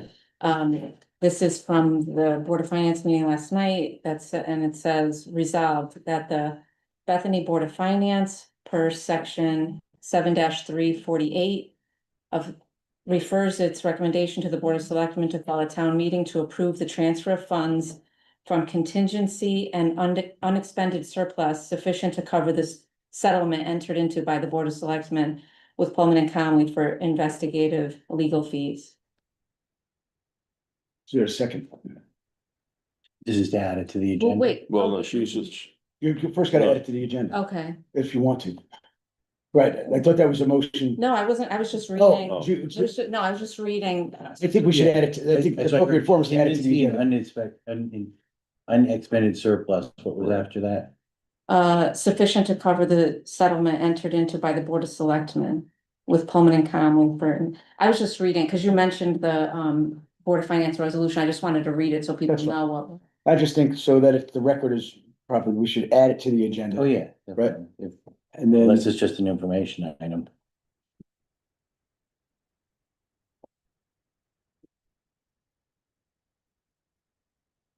Want to add it to the agenda? sure, I move that we add discussion and possible action on Board of Finance resolution to the Board of Selectmen to schedule a town meeting to authorize the Board of Finance to transfer funds from contingency and unexpended surplus sufficient to cover the Pullman and Conley settlement. I'll second for discussion. okay. So there've been a number of issues circling around this issue, and that is A, whether or not this body has the authority to come to settle this disputed debt and basically compel the funding of the resolution without further action of the any other body of the town. Then the next issue is whether or not the Board of Finance can transfer sufficient funds to cover the disputed debt without town meeting approval. And so I'm gonna start by addressing this body's authority. So a Connecticut Municipal Board of Selectmen in a non-chartered town cannot compel the payment of a disputed debt exceeding $20,000 through a resolution approving the settlement of or resolution of that debt without town meeting approval. Connecticut law establishes that towns without charters operate under statutory provisions that require town meeting approval for appropriations and transfers of specific sums, including those exceeding $20,000. Connecticut, I'm gonna just jump down a little bit. The selectmen in non-charter towns are authorized under section 7-12 to superintend the concerns of the towns, adjust and settle claims, and draw orders on the treasurer for payment. And that's Connecticut General Statute 712. However, this authority does not extend to making appropriations or compelling payments of debts exceeding $20,000 without town meeting approval. Historical case law confirms that selectmen act as agents of the town meeting and do not wield independent legislative powers. And I would cite the body to Morris v. Congdon. The court emphasized that selectmen in non-chartered towns act as agents of the town meeting, which retains ultimate authority over town affairs. And that's Morris v. Congdon at 277 Con 565, 2006. Is what you read us an entire quote from that? It is not a quote That's from the it. case I but- brought up. No, in no, but January. I didn't, But- you're reading a judge's. No, I'm reading a memo, which is not part of the ultimate memo, just reading this to address the two issues. Case law further supports the requirement for town meeting approval in financial matters. In Wyndham Taxpayers Association v. Board of Selectmen, the town of Wyndham, the court held that the town meeting approval is required for appropriations exceeding $20,000, even in towns with charters that specify such requirements. And that's Wyndham Taxpayer Association, 234 Con 513, 1995. Similarly, in Ladd v. Town of Franklin, the court ruled that selectmen must follow statutory procedures for financial transactions, which include obtaining town meeting approval for appropriations. And that's Ladd v. Town of Franklin at 37 Con 53, 1870. The authority of selectmen to settle claims is limited by statutory and procedural requirements. In Keeney v. Town of Old Saybrook, the court clarified that while selectmen have the power to settle claims under 712, this authority does not override statutory provisions requiring town meeting approval for appropriations. So, but what I want to get to here is that the issue is not whether this body has the authority to settle the claim, which this is a disputed debt, and the recommendation was made to the town, to the Board of Finance to fund this disputed debt. The issue is whether or not the Board of Finance can make the transfer of that those monies without seeking town meeting approval. And what I'm going to do is I'm going to circulate here a memo that I created on the subject. And the issue comes down to whether or not this is an additional appropriation or whether or not this is simply a transfer within appropriated funds. All right, the Board of Finance focused on 7-348. And that is what the town, the Board of Finance has historically looked to for purposes of additional appropriations or additional funding of appropriated line items. However, Connecticut General Statute -7347 permits a municipal Board of Finance to transfer unexpended balances from one appropriation to another without requiring town meeting approval, provided the transfer is recommended by the board. The statute explicitly states that the board may transfer unexpended balances from one appropriation to another, but no amount appropriated for any other purpose, whether general or special, shall be used for shall be used or appropriated for any other purpose unless the same is recommended by the board. This provision grants the Board of Finance authority to reallocate funds within the municipal budget, subject to its own recommendation, without additional procedural requirements such as town meeting approval. Under 7347, the Board of Finance has the discretion to transfer unexpected appropriations between line items, provided the transfer is recommended by the board itself. The statute does not impose a requirement for town meeting approval for such transfers, distinguishing it from other statutes that may require broader municipal involvement for certain financial decisions. This authority is consistent with the board's role in managing municipal finances and ensuring efficient allocation of resources. While 7347 allows transfers of unexpended balances, it imposes a limitation that no amount appropriated for a specific purpose may be used for another purpose unless recommended by the board. This ensures that the board exercises oversight and discretion in reallocating funds, maintaining accountability and municipal financial management. Other statutes such as 7-348 address additional financial procedures, including supplemental appropriations requiring town meeting approval under certain circumstances. But these provisions do not conflict with the transfer authority granted under 7-347. Case law supports the principle that municipal boards of finance have significant discretion in managing appropriations within statutory limits. For example, in Board of Education of the Town of Stamford v. Board of Finance v. the Town of Stamford, the court held that neither the town nor its Board of Finance could impose conditions on how appropriated funds are spent or prevent transfers within the statutory authority granted to the Board of Education. And that's Board of Education of the Town of Stamford versus the Board of Finance of the Town of Stamford at 127 Con 345, 1940. This reinforces the autonomy of municipal boards in reallocating funds as permitted by statute. It's important to distinguish that Section 7-347 from other statutes that govern municipal financial operations. For instance, 7-344 requires town meeting approval for specific appropriations exceeding the amounts recommended by the Board of Finance. And 7-348 outlines procedures for supplemental appropriations under certain thresholds. These provisions address different financial scenarios and do not limit the board's authority under 7-347 to transfer unexpected balances. In conclusion, pursuant to Section 7-347, a municipal board of finance in Connecticut may transfer unexpected appropriations from one line item to another without town meeting approval, provided the transfer is recommended by the board. The statutory authority is clear and does not conflict with other financial provisions requiring broader municipal involvement. So the issue here is, does the town within its existing appropriated budget have the funds necessary to fund this disputed debt? I believe the answer is yes. If the answer is yes, then the Board of Finance has the authority under 7-347 to approve the transfer from one line item to another line item based upon its own recommendation. Okay, so now this doesn't mean the Board of Finance is going to make that recommendation. Right? That is its authority. So, but the Board of Finance should reevaluate this issue and decide whether or not, based upon its recommendation, that the transfer should be made from unexpended funds from certain line items to fund this purpose. And if it makes that recommendation, then it can approve its own transfer.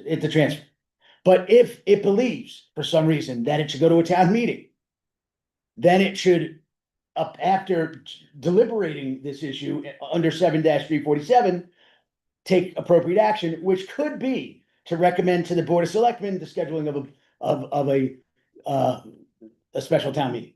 Okay, so, and I apologize for not being there last night. I had a competing scheduled other town meeting, and I could not be there. I would have given this recommendation or this advice to the Board of Finance last night, would have avoided maybe one extra meeting on their part. So I apologize to the members of that body, but what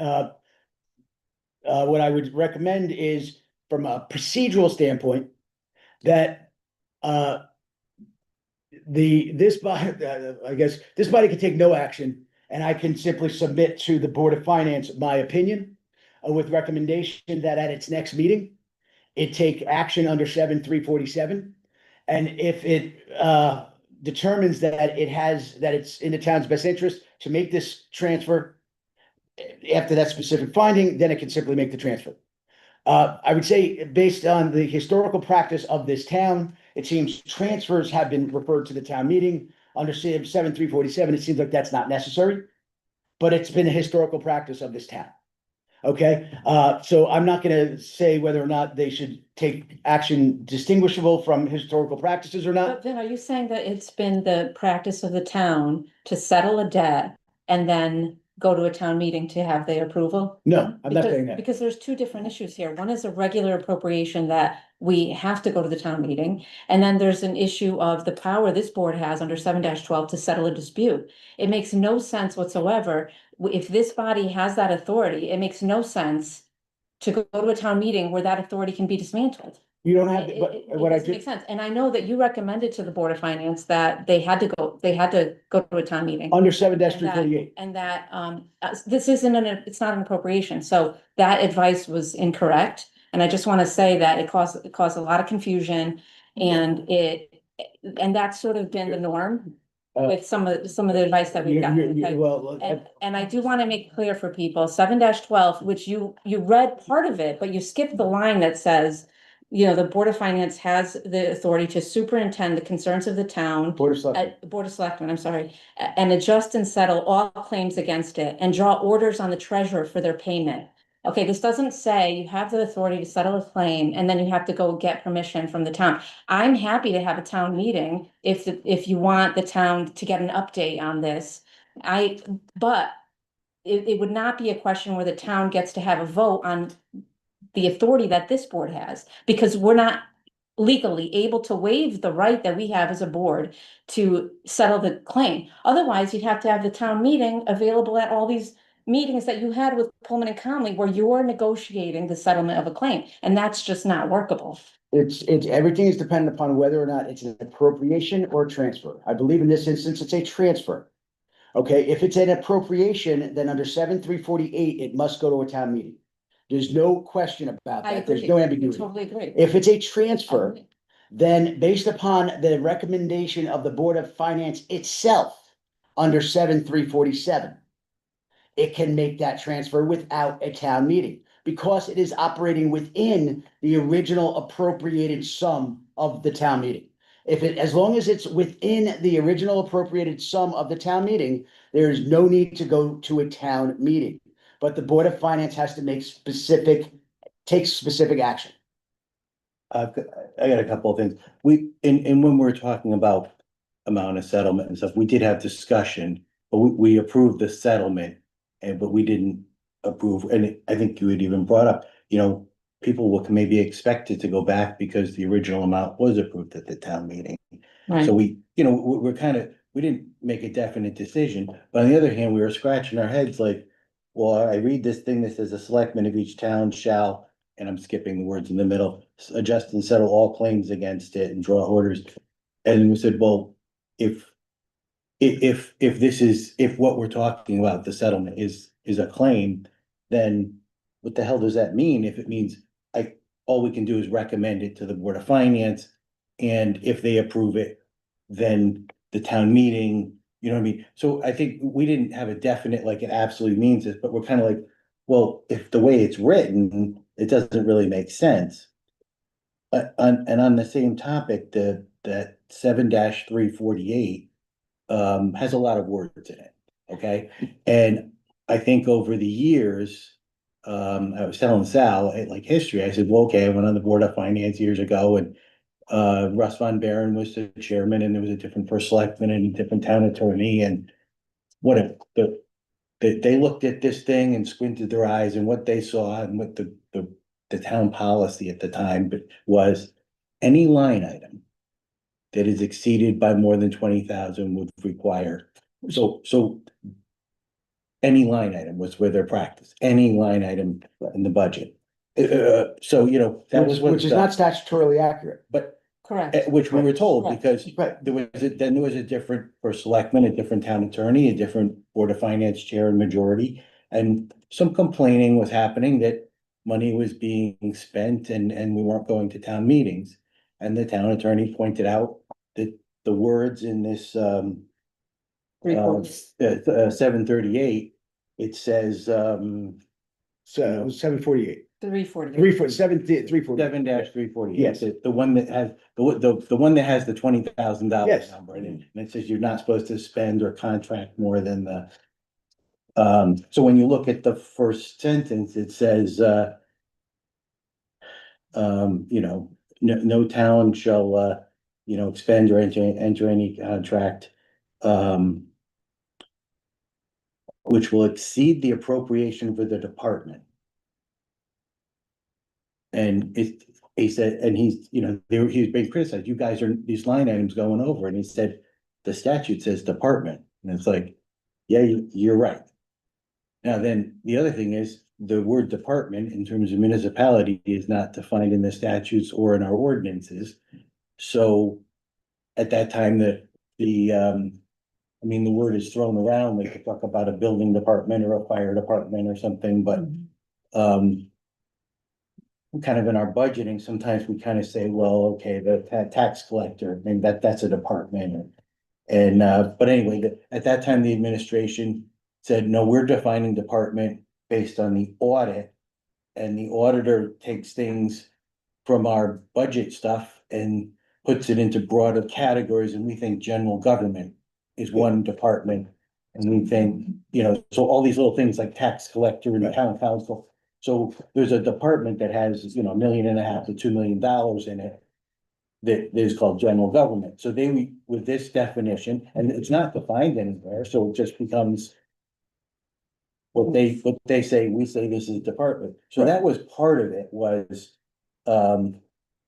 if the Board of Finance feels that the 75,000 that was appropriated is a department. Well, the thing is, that's such a strict interpretation of 7348 to say the town meeting creates line items in the budget, approves line items, and we've appropriated this for that department, this for that, but 7347 says that board may transfer unexpended balances from one appropriation to another.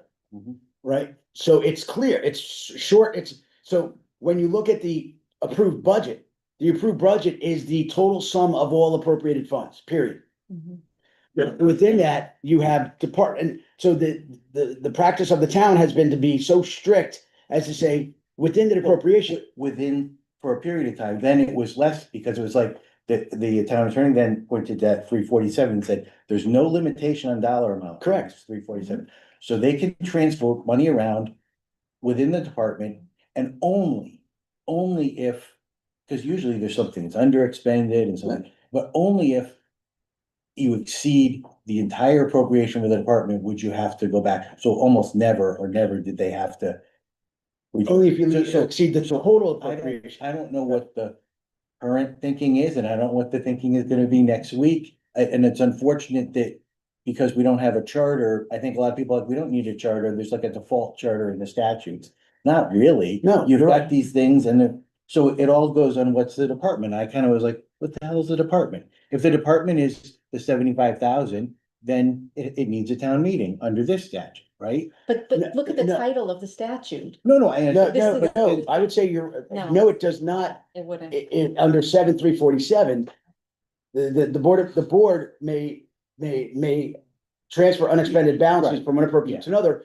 And if it's beyond the appropriation, let's say, Right. so it says, but no amount appropriated for any purpose, whether general or specific, shall be used or appropriated for any other purpose unless the same is recommended. So when you've exceeded the department's appropriated amount, the board, and so now there's no more money left. When you want to go, let's say, from Park and Rec to Public Works, then the board would have to make a recommendation to itself, right?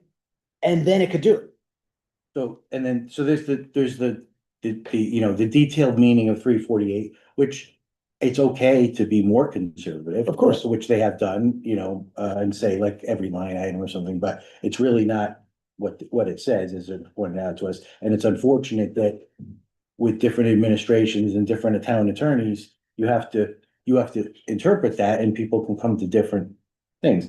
But it has a lot of words on it. I don't think anybody ever got down to the bottom where it says the provisions of this chapter, and then hardly worded, it has other ideas. So I'm skipping the thing about bonding.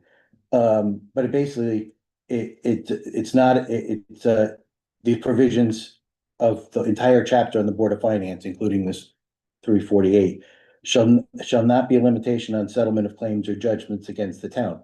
So I know it's not a judgment. Question is this a claim under 348 or under 712? If a claim is only a lawsuit filed in court, then that's not this. Had they filed a lawsuit, this tells me, and I never knew this, that the Board of Finance and the town meeting are not involved in the settlement. Obviously, if the selectmen are the ones that settled the claim, they would be responsible for making sure the town actually had the funds to do so. Sure. It's a disputed. But I debt. don't think, I've never heard anyone mention that. I don't think they ever got to the bottom of that. However, under 712 and 7348, I don't know whether is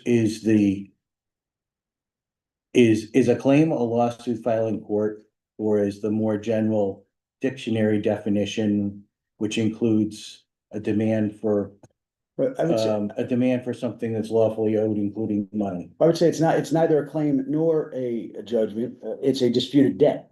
It's an invoice, right? It's a vendor that has a debt that claims it's owed money from the town. The town saying, okay, we're owed, You just used the word claim. well, it's. It is a claim, it is a It's a claim. ten, that claims, okay? However, it's a disputed, it's a debt. It is a debt, Of course, and it's a disputed debt. right? So that's what it is. It's a So, disputed. but we're using different words. I mean, we always talk about an insurance claim. That is not a lawsuit filed in court. It may end up as one, but it doesn't have to be.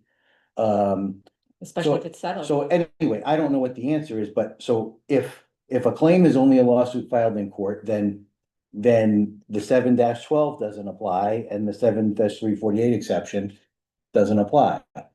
But I've said you don't have to get there under 7347, that the Board of Finance can take action without town meeting.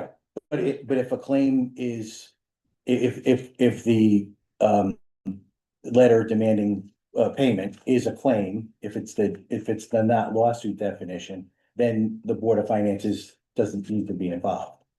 So I don't know if it even has been in a court decision. I just bringing that up as I don't know whether that is the case or not. So if they had actually sued us, It would have been easier. there would be no question, this is Correct. what it says. Correct. Not that I Bob, want them to do just let me that. say, it is clear, okay, and. No, I actually, Okay. I'll take it, go ahead. No, go I ahead. will finish, So, because please do. in this case, we Please have do. we have a claim against the town, okay, that's what it is. And we have more than 6 months of back and forth offers, counter offers, negotiations with meetings in public, in executive session, updates to us, okay? It's a claim. And we have, what resulted from all of these meetings is that we have a piece of paper that was signed that was saying, okay, we've gone through this process, we came to an agreement, now we're gonna promise not to sue each other, because that's exactly where this was going. Okay. There's no question that it's a claim. An invoice or demand for payment. And this is proof isn't that it's a made, claim, becomes a collection here. action, a loss, yeah. You know, this is the proof that it's a claim. A mutual release of the claim is what we have. It's in conclusion of all So these I'm not meetings. sure if it, and I don't want it to go to court, I'm not sure what a judge would decide. I think the judge would privately say, go write a charter and figure out what you wanna do in private. But- Or the judge might do what it did in State v. Atchison, which said the court invalidated the actions taken by the selectmen that violated statutory provisions governing financial transactions, underscoring the necessity of adhering to statutory requirements. Because there's not a clear path here, my recommendation is that we take the more conservative approach. Mhm. Okay, and the more conservative approach was refer this back to the Board of Finance. So the Board of Finance can take action in accordance with 7347. You can disagree with that if you'd like, but that's my recommendation. Yeah, well, I wasn't saying, I don't know what the right answer is on these things, I'm just saying, Right. you could, unfortunately, these statutes are very. Depends on what claim means, depends on what department means, so.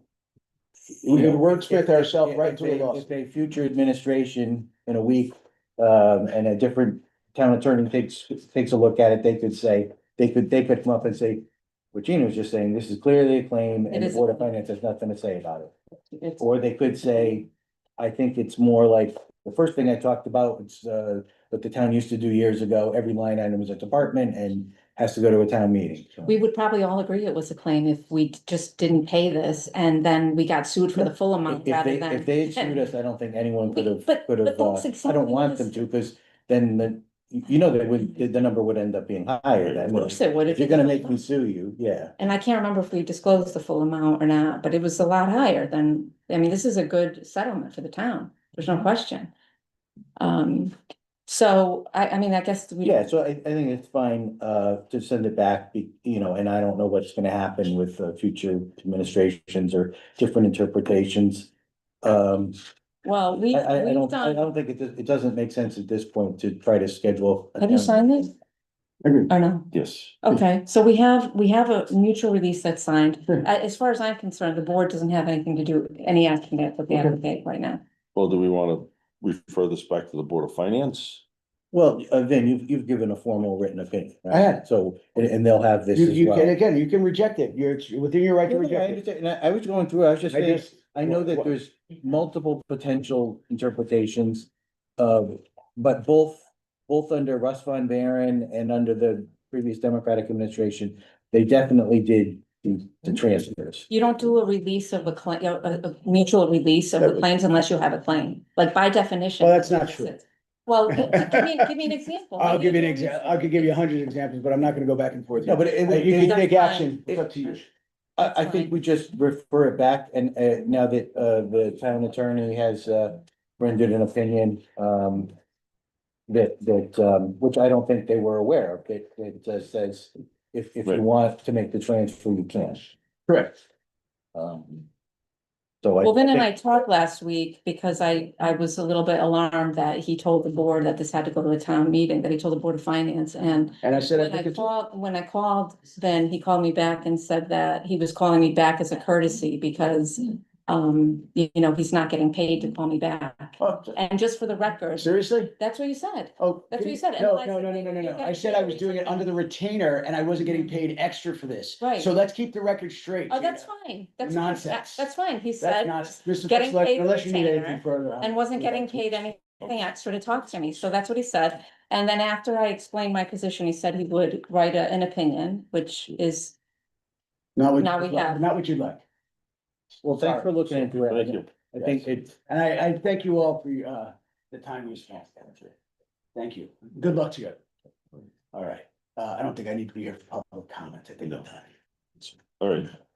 Do we need to refer this back to the Board of Finance or based on this legal opinion? that seems like the easiest way to go, right? I would think. Either that or just table it, because it doesn't make sense going forward with scheduling a town meeting. No, I'd like No, to, but- I'd like to, Dates and, rather than, I'd like to, get this back to the Board of Finance so that they can act on this opinion and Okay, transfer the money.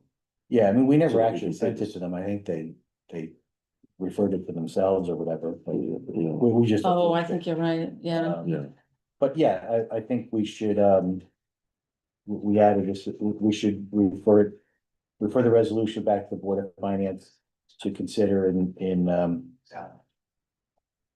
light of the town attorney's December 2nd memo. And then, Give it a second. So you made a motion to refer this to, this resolution that was added to the agenda, just to refer it back to the Board of Finance to reconsider in light of this memo. I'll second that. All in favor? Aye.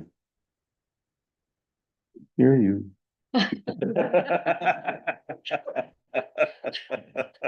You're right. You got me. That's fine. Oh, it was fun. Okay. All right, any other public comment? Anything else that you guys want before we go to public comment? Another. I think, I don't have anything. All right, any public comment, any additional I have a question, what, does name and anyone know address? what, Rich Oxley, Like, Old Mill Road, okay, does anyone know what the amount is that's in the contingency line item right now?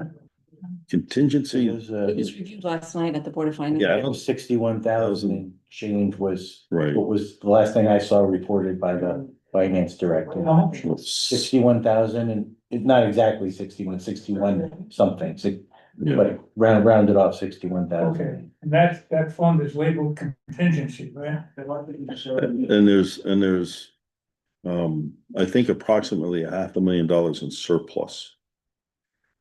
From different various line items that were Okay. unexpended. All right, but contingency is for unforeseen circumstances, right? The fallout from the cause of this Pullman and Conley report hasn't even started yet. Anybody thought of that? Yes, We have. yes. And it's really the fallout, not from the Pullman and Calma report, but by the actions of our former first select person. That's what the fallout is. Unfortunately, this is gonna be with us for a while. Well, the actions of the town employee. Well, And and then- her cover Yeah, of the town yeah, employee, I mean, Mostly the town employee that, yeah, we'd be in better Apart- shape apart from that. if she didn't cover that up, we'd be in better shape. but if nobody did anything, there'd be nothing to cover up. Of course, Just, sometimes the cover up is worse. Name, Can you say your name and address? 184 another road. If it didn't go to town meeting, and the thinking was, how do we, communicate that this is being done to people in a town? How would that be done? Would it be a mailer? Would it be posted on the website or both? Like, in the absence of a town meeting, how would this information be communicated? Well, I mean, like anything else, it's in the minutes and in the discussions, and if somebody else wanted to make it more prominent, but yeah, I don't They think. could put something on the website, they could put something in the bulletin, that's, Yeah, what's decided, I don't know. Going forward, how that'll happen, but, so those are all possibilities. Okay,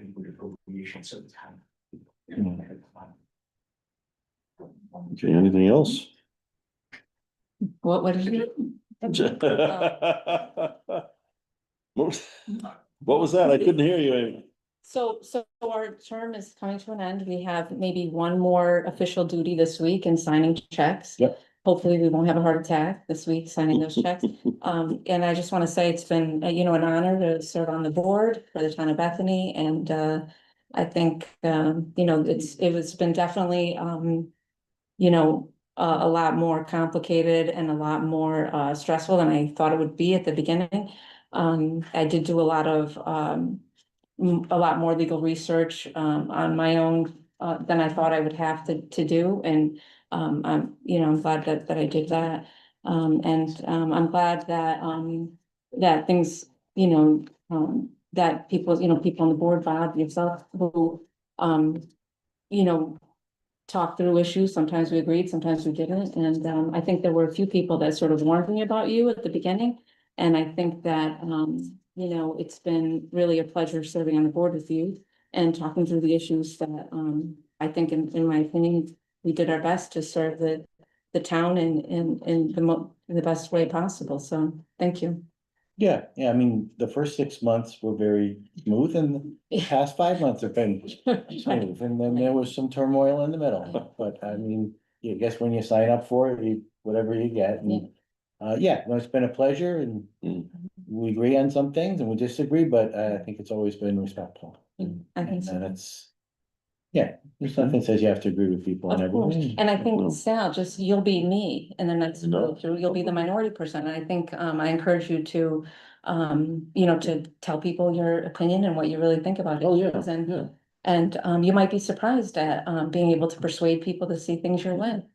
I think I feel that you're here for, good reasons, and that you want to do the best for the town, and, I wish you the best. Thanks. Yeah, Gina, I It hope was you a feel pleasure. this way, but I never thought of it as, there's the minority member of the board. I thought it's a 3-member board. Well, I think at the beginning I did, just because it's, the election happens and it doesn't go the way you had hoped. And I did get, a few people sort of warning me about, maybe that you wouldn't be receptive to certain things.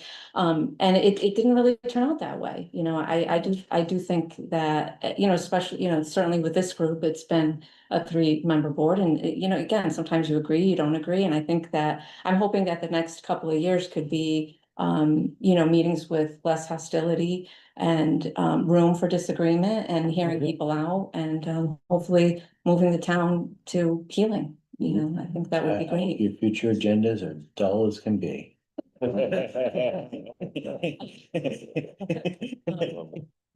As dull as good.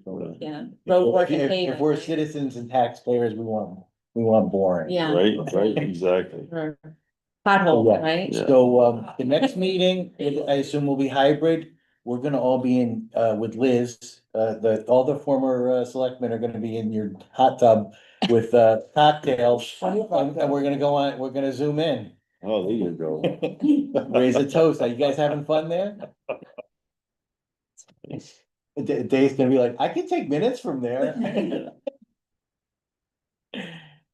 All right. I guess motion to adjourn. Yep. Motion to adjourn. Second. All right, all in favor? Aye. Thank you, guys. Thank you. Thank you for, straightening out the, Oh, thank you.